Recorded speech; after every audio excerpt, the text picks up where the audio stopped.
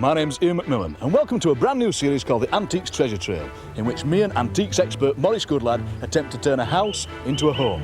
This house here.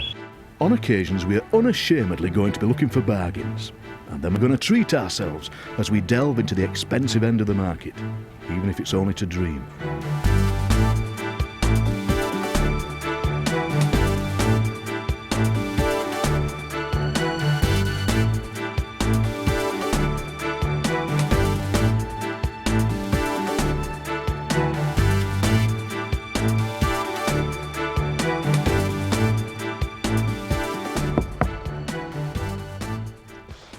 Good morning, Maurice. Come in. John. Nice day. John and Jill have just bought this house in a small village called Thornton Dale in the middle of the North Yorkshire moors.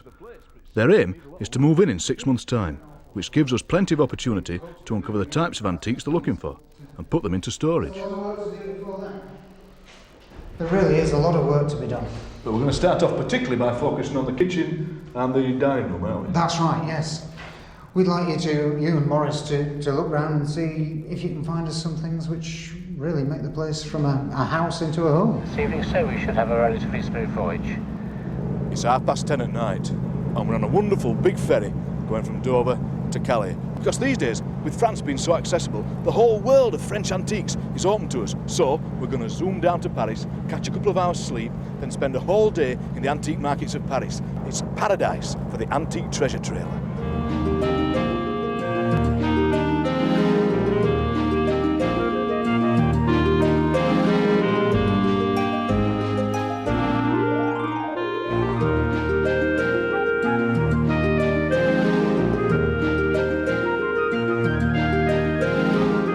It's 8:30 in the morning and we've left Maurice sleeping the sleep of the just. We just got here last night, we've had a couple of hours sleep, we've come into this wonderful flea market at Porte de Vaume. There's all sorts of things here. I've just seen some erotic dominoes and a thing that you can sniff your Vic up through an enamel pot. There's medals, there's furniture, there's clothing, there's all kinds of things. We're going to spend 2 hours here soaking up the atmosphere and see what we can find. Cheers. Magnifique. Throughout the series, our aim has been to turn a house into a home by exploring ways of buying affordable antiques. More and more British people are now venturing to France, and in particular Paris. One company, in the limelight, now organises specialist trips to the markets because of the growing demand. As I wandered round with my guide and advisor, the diversity of antiques was amazing, and I was intrigued to find out where they all came from. Of course, it's mainly Parisian and Paris area. But yes, it comes from all over France because Paris is really, in the Paris area, is the centre for antiques in France. It's the place where most of the events happen. So, I mean, this feels very much like a social gathering as well. People meeting each other, shaking hands and kissing and that kind of thing. It is very much so, because those people obviously come here every weekend. All the locals come here as well, and people tend to know each other as well, and they'll probably end up in the cafe at the end of the road as well. And it seems like people just turned up and opened the back of their van doors and just piling stuff out. They do. They don't always take everything out, but you know, you in fact you can see the vans actually double as the back of the store really. But you can pick up stuff that's hidden in the back, sort of thing. And they don't mind if you just clamber around? No, they don't mind. You can handle all the objects, and they really don't mind that. They're quite happy for you to do that. And can you haggle for prices? Oh yes, definitely. You've got to. It's a must. People expect it generally, and that's the whole idea about the street market too. Actually, it's upside down, isn't it? So, is it? Maurice always says you must lift things up. Oh, you're right. It could be. It's not a doorbell. It's not a clock? It could be a clock, actually. It's got... If that's the front of the clock. Mm-hmm. It's now an objet d'art. It is. A An expensive one, too. It is, so it must be. Oh, well, perhaps better put it down. Without doubt, there's something a little bit more romantic about these street markets, and it's easy to get carried away. But the market's very well established, taking place every Saturday, and many of the traders have been coming here for years. They sell a vast range of items and provide just the sort of thing we're looking for. But a valuable point is made in our conversation with Francois Lamour, and that it's worth remembering how you're going to get the item home. It proved not a problem for this man's last British customer, but it's well worth investigating the ways and means. And there are importers in the UK that can provide a valuable backup service. Yeah, it's a very good place to come because there's a lot of people coming here to buy things, a lot of foreign people as well. Only yesterday a big trunk was bought by an English person who put it straight in the car and drove straight back to France, to Britain apparently. So, is this a typical stall, Helen, do you think? Yes, there's a really wide variety of things from the order to the newer, like this table, which is I suppose 60s, 70s probably, which is I think the latest things in fashion at the moment. There's one of the stores in the market itself actually just concentrates on 70s, what we call kitsch in France. So there you go. Those blobby lamps to plastic busts of Beethoven that you threw away could now be worth a fortune at a street market in Paris. But how do you cope with negotiating a deal in a foreign language? My advice is, if you're only going to speak a tiny little bit of French, just learn the one sentence, parlez-vous anglais, s'il vous plaît. I know it sounds stupid, do you speak English? But if you can say that in French, the people will find that you're making the effort to have learned just a little bit of French, and suddenly they'll be very, very friendly. If you approach them immediately in English, you might get mixed reactions, but generally just a tiny bit of French really takes you a long way. Maurice says that his phrase is going to be quel est votre meilleur prix? What's your best price? Yes, that's a good one.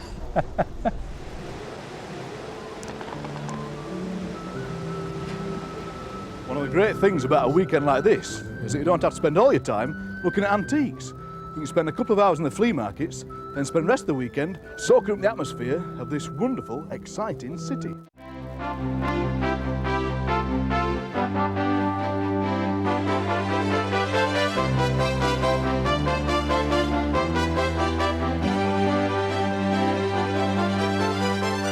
After a fabulous couple of hours at the street market and looking round, it was time to move on. And again, Paris didn't disappoint us.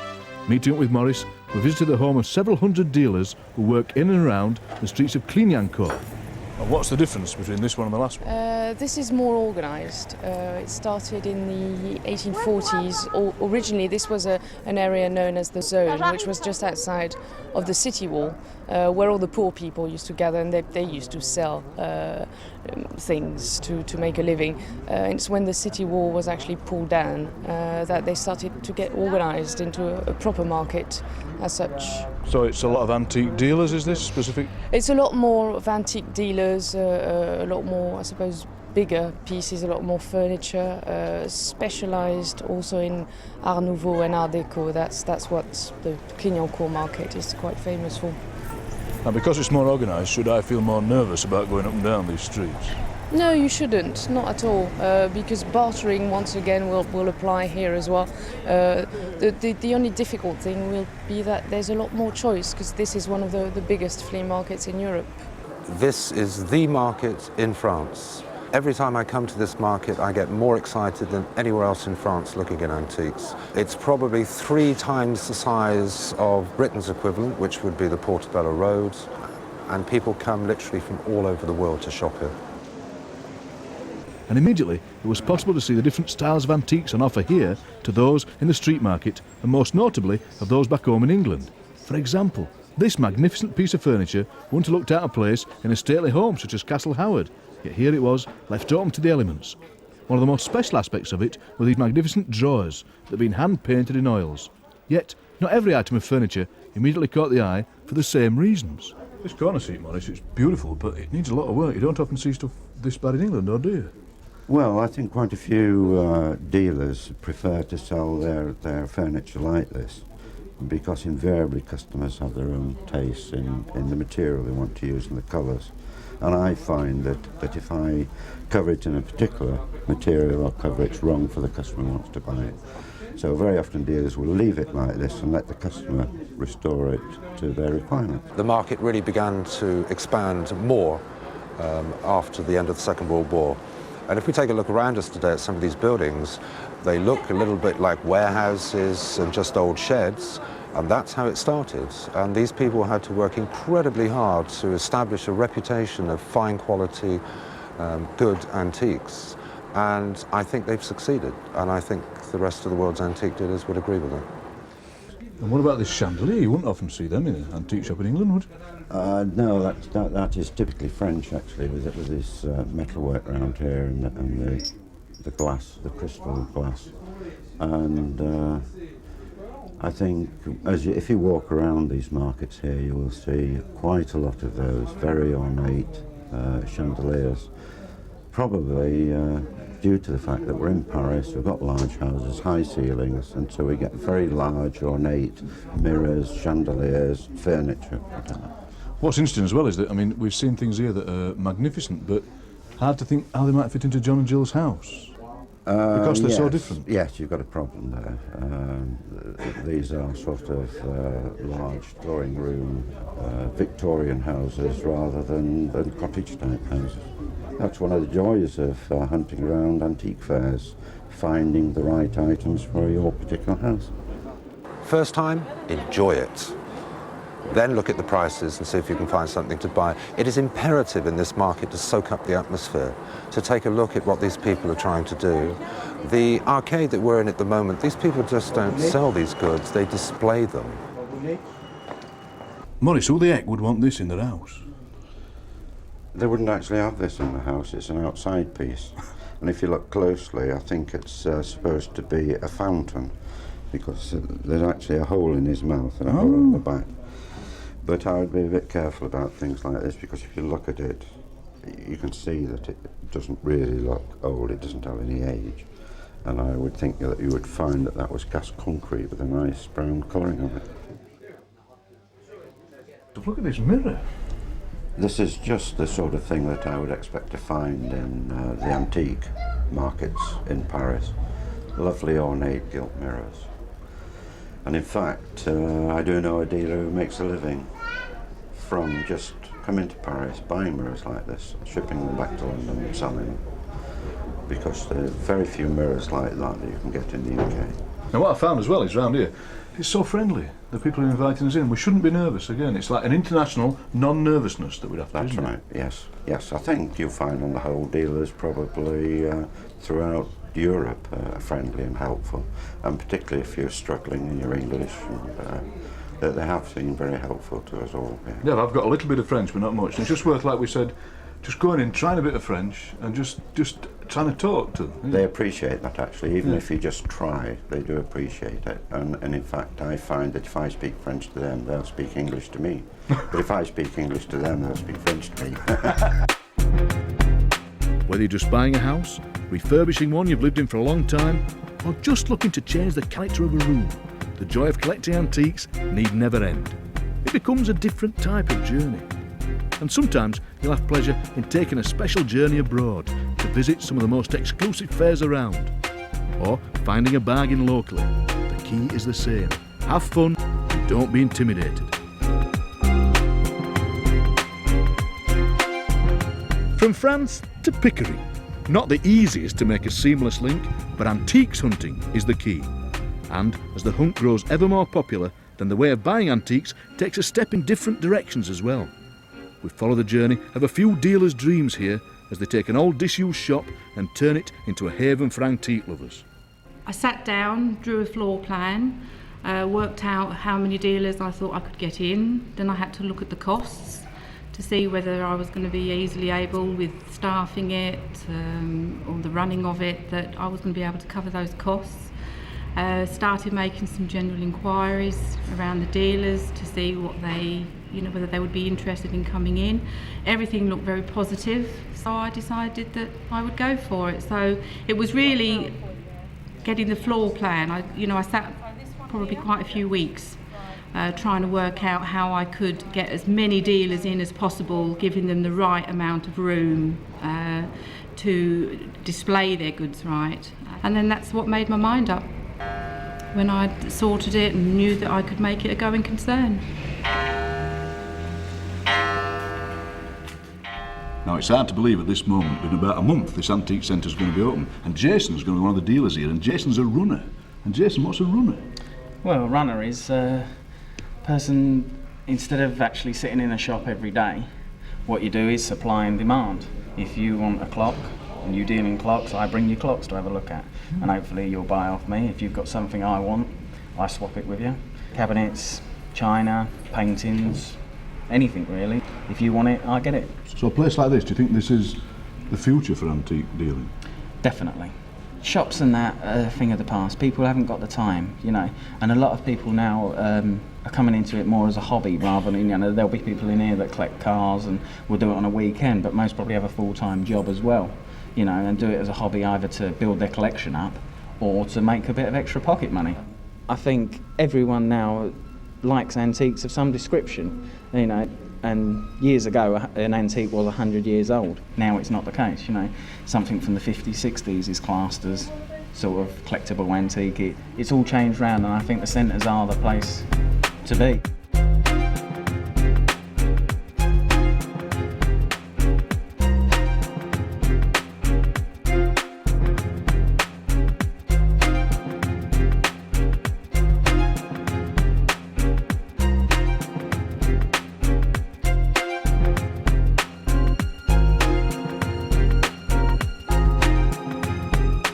The trail continues, whether you're looking for that bargain or for an expensive antique that'll turn your house into a home. And we couldn't resist a return to our antiques fair in Italy to end the programme. From Pickering, Paris and now Parma, John and Jill's quest makes King Arthur's look like a picnic.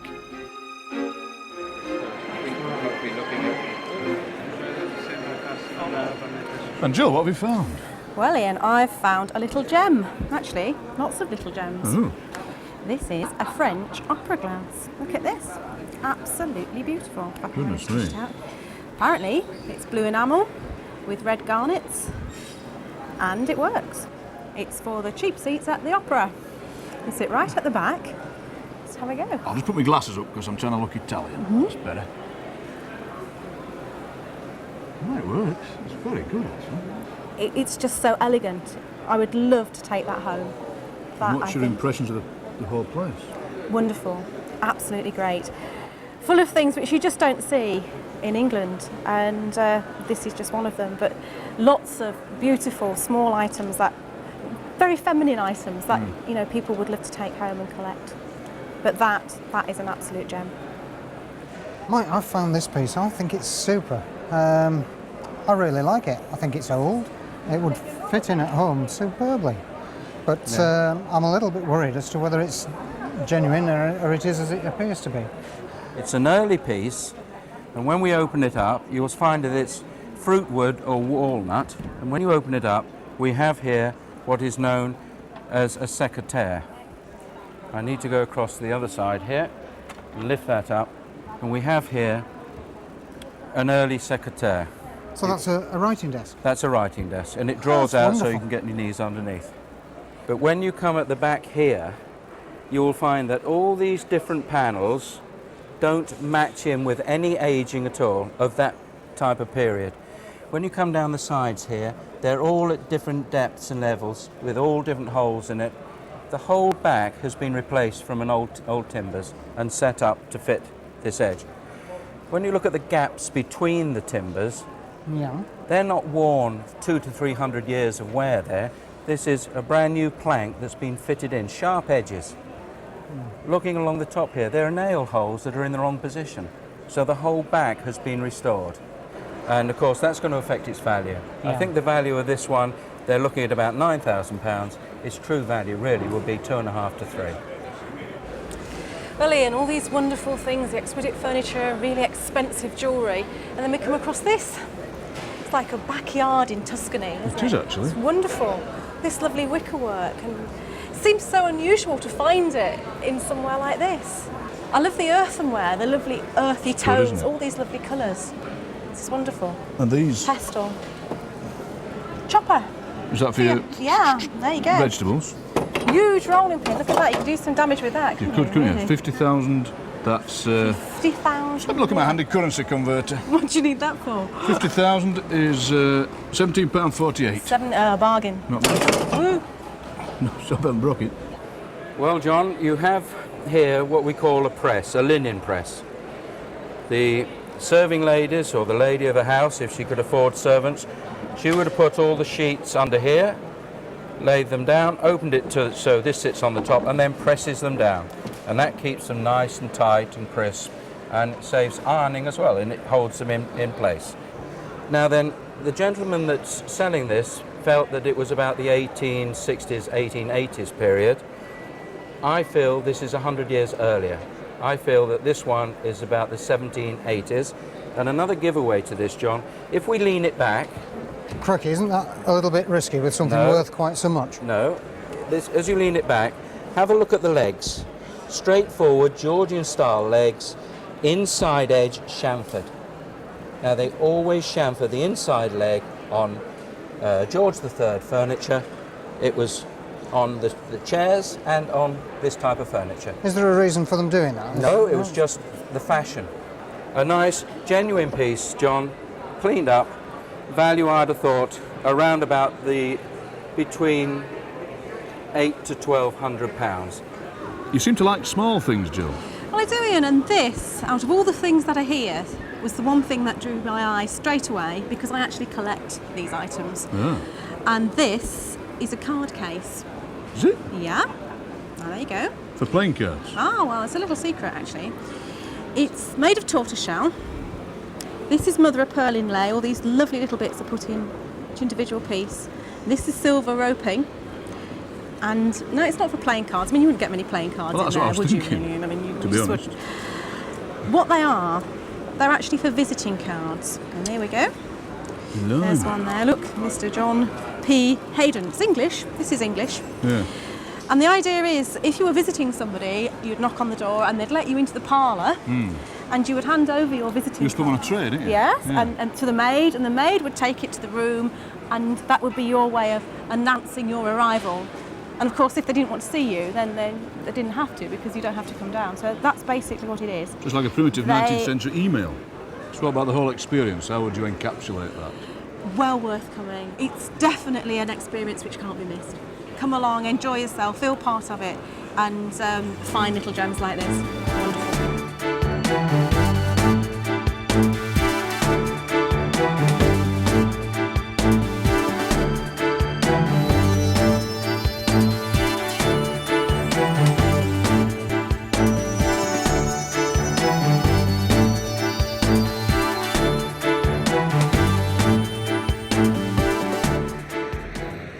Do this Parmesan style. Now, Michael, what did you get for your 50 quid? Ah, here we are. This is the surprise. After a lot of searching, we came up with that. A lovely old Edwardian inkwell. Cut glass. Perfect. Just Well the job worth for putting on the 50 shelf. Well worth £50. And Jill, put us out of our suspense. Did you get the card case? Did. Oh, I marvellous. actually went back and bought it. There we go. And how much did you pay in the end? I paid £200 for it, which I thought is quite good. That's about the sort of price you'd expect to pay in England, but it's a brilliant little card case, very good quality. Right. So yeah, it's worth it, and I'm really pleased I went back to get it. I would have been very upset if I hadn't gone back. Well done, everyone.